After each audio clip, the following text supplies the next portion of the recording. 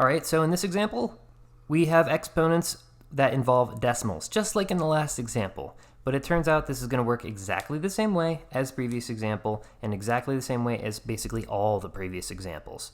Power rule still applies here. Okay, so how do we do this? Term by term, as always.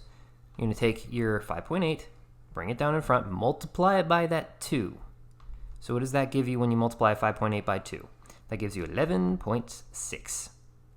All right, and then you subtract 1 from your exponent. So 5.8 minus 1, well, that's just 4.8. The next term's easy. You just take your 6, you bring it down in front,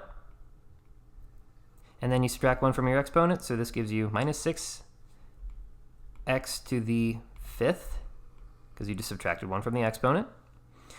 And now we have to do something similar with this third term here. So we have a 4.621 that we need to bring down in front. So we have minus 3 times 4.621.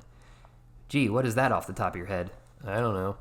So calculator will be handy. This gives you 13.863 times x to the, well, we have to subtract 1 from the exponent. That much is easy.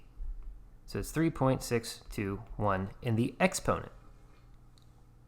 Just subtracted 1 from the whole number part. That's all we did. And then finally, we're going to take this 2, bring it down in front, multiply it by the 5. So it gives you 10x to the first power because you're subtracting 1 from the exponent. All right? So kill off that 1 because you don't really need to write that. So you have 10x. All right. So based on all of that, this is the final answer.